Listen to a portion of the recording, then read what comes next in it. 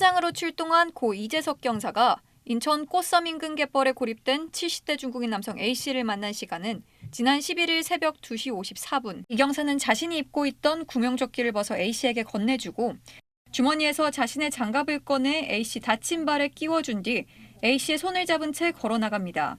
이후 형광색 구명조끼를 입은 A씨는 바다 위에 떠 있지만 이 경사는 머리만 내민 채 겨우 버티고 있습니다.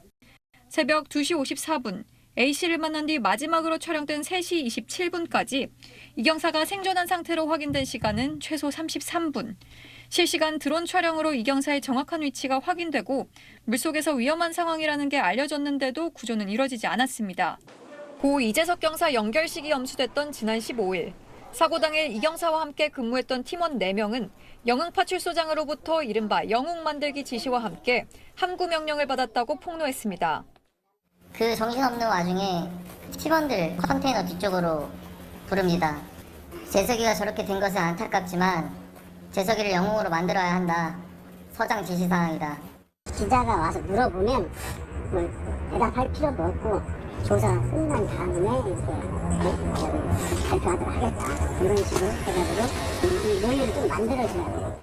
은행 조심하시고 이때 여기에서 일어나면 이렇게 바깥에 응기를 무시하지 마세요. 누가 무슨 얘기 하더라 그런 얘기하더라. 의문을 만들 수 있는 건 절대 하지 마세요. 그러면서 자신이 한 말이 이광진 당시 인천 해양경찰서장의 지시라는 점을 분명히 합니다. SBS 동은영입니다.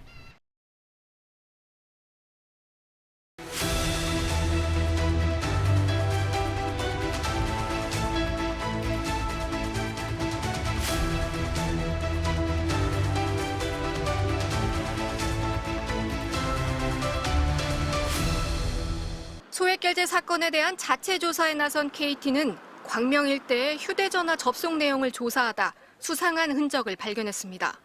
분명 KT 휴대전화 가입자의 통화 이력인데 연결된 기지국 아이디는 KT가 관리하는 게 아니었던 겁니다.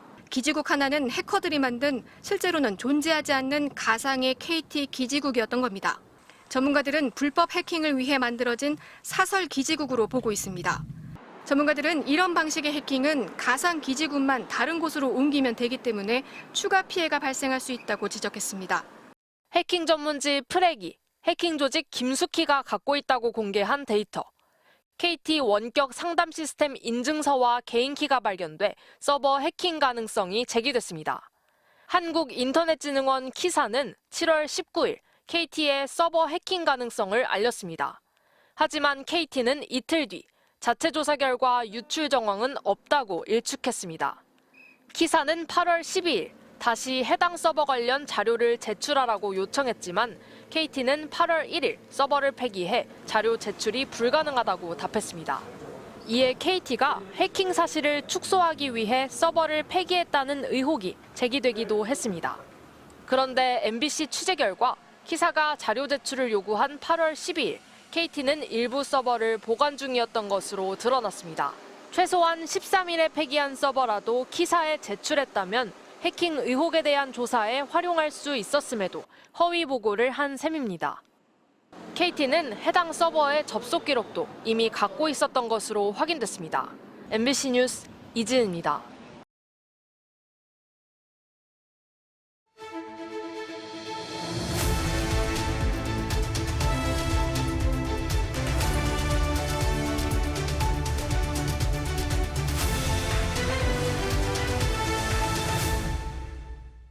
서울의 한 유명 백화점, 양곡 코너에서 바나듐 쌀을 판매하고 있습니다. 바나듐 혈당을 강화시키는 거예요. 혈당이 이제 더 이상 이제 올라가지 않아요. 근데 이거 많이 사가요, 사람들? 요즘 제일 많이 나가요. 그렇다면 이들 바나듐 쌀에는 바나듐이 얼마나 들어있을까?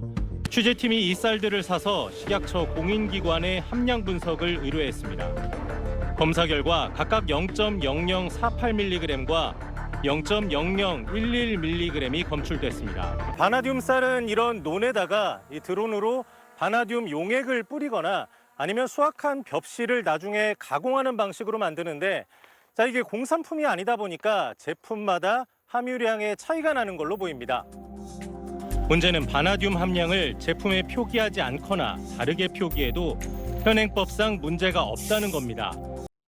바나듐 쌀 업계는 이 제품을 처음 출시한 2019년부터 지금까지 혈당 강화, 당뇨 치료 쌀 이런 광고 문구로 판매량을 늘려왔습니다.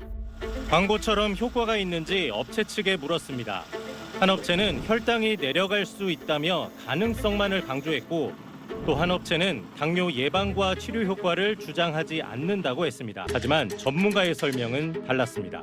장기적인 안전성과 효과에 대한 충분한 연구가 안 돼 있어서 바나듐 쌀로 혈당을 떨어뜨린다는 주장은 적절치 않다는 겁니다. 현행 농산물 광고 규정에 사각지대가 있어서 단속조차 할 수 없는 상황. 자칫 유사한 농산물도 나올 수 있는 만큼 법적 보완이 시급하다는 지적입니다.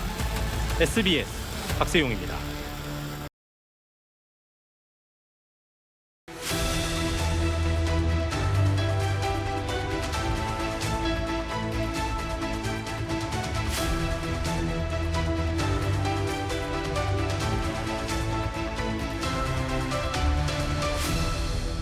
산불 예방 숲 가꾸기 사업. 산불 피해를 최소화하기 위해 지난 2021년부터 추진한 산림청의 핵심 사업입니다. 연간 투입되는 예산만 2천억 원 이상으로 산림청 전체 예산의 10%에 달하는 막대한 규모입니다. 문제는 사업을 발주하는 산림청과 자치단체가 마치 관행처럼 산림조합 등 특정 업체와 수의 계약을 맺고 있다는 점입니다. 최근 산림청 감사에서 100억 원 이상이 투입된 영덕군의 숲가꾸기 사업이 상당 부분 부적정한 것으로 드러났습니다. 앞서 2023년 영덕산림조합은 사업관리 대행권을 따낸 뒤 실시 설계와 감리 업무를 영덕 지역 5개 업체에 모두 수의 계약으로 발주했습니다. 그런데 업체 한 곳은 산림조합장의 회사, 다른 곳은 이전 대의원의 회사로 밝혀졌고 나머지 3곳도 조합장 회사의 전 직원들이 운영하는 것으로 드러났습니다. 2023년 영덕군 산림조합 직원 대화방에 올라온 사진입니다. 여성을 감싼 채 노래를 부르는 남성. 경상북도 산하기관에서 산림 업무를 담당했던 A 과장입니다. 직원들은 노래방 외에 A 과장에게 금품도 접대해야 한다는 말도 나눕니다. 대화방엔 산림청 소속 B 팀장이 조합 직원에게 골프를 제안했다는 말도 올라옵니다. B 팀장은 여러 차례 접대 의혹에 결국 산림청으로부터 올해 초 업무 배제 조치를 받았습니다. 행안부 지시로 영덕군이 감사에 착수한 결과 직원 7명이 접대받은 사실을 털어놨습니다. 조사는 다 끝난 상태고 징계 요구하려고 이제 마무리 단계에 있습니다. 청탁 금지법 전체 아니면 감봉입니다. KBS 뉴스 문다입니다.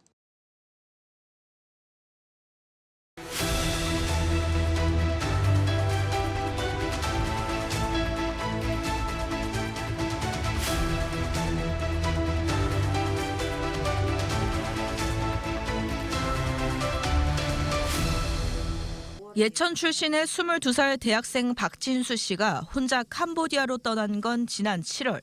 하지만 일주일 뒤 진수 씨 번호로 걸려온 국제전화 너머 목소리는 낯선 중국 동포 말투의 남성이었습니다.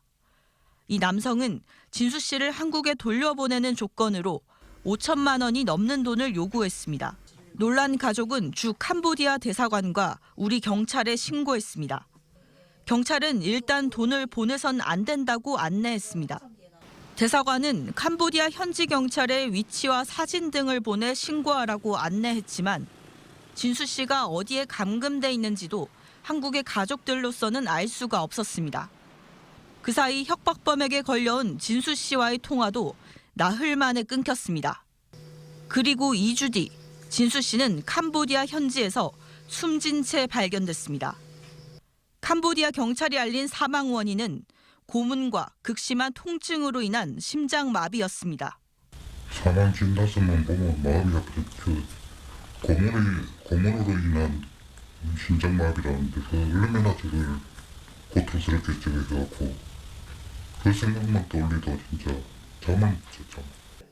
가족들이 더 답답한 건 진수 씨가 숨진 지 40일이 넘도록 한국으로 돌아오지 못하고 있다는 사실입니다.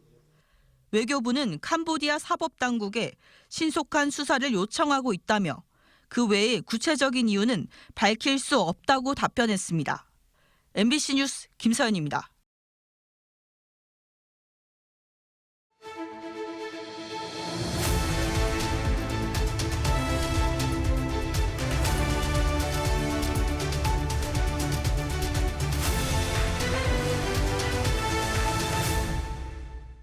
푸르름을 잃고 하얗게 타버린 소나무. 수십 년째 이 땅의 소나무들은 충과의 전쟁을 이어가고 있습니다. 그 급격하게 활발하게 이제 그 감염이 돼서 숲 전체 고사가 이루어지고 있는 그런 모습. 재선충이 번지기 시작하면 산 전체를 덮는다를 생생히 보여주는 현장 같습니다. 소나무 재선충에 맞선 공식 방제 방식은 3가지. 감염된 나무는 베어내고 베어진 목재는 파쇄하거나 약품을 써서 훈증, 소각합니다. 이 방식을 37년째 이어가고 있으며 지금도 여전히 국가가 선택한 유일한 대응책입니다. 1971년 일본 시코쿠에서 처음 발견된 소나무 재선충. 이후 전국으로 퍼져나가 40개 지역의 숲이 병들었습니다. 해송만 심던 모래 땅에 입 넓은 나무들이나 잡목을 함께 키우는 이른바 섞어 심기의 가능성을 실험하고 있습니다. 단일종보다 다양한 나무들이 섞여 있어야 숲은 병에도 바람에도 시간에도 더 강해질 수 있습니다. 이 땅의 소나무들이 벌여온 충과의 전쟁은 길고도 깊었습니다. 우리가 잃은 건 어쩌면 나무가 아니라 숲의 시간이었는지도 모릅니다. 소나무들이 겪어야 했던 그 뼈아픈 시간 속에서 이제는 우리가 숲의 소리를 들어야 할 순간입니다.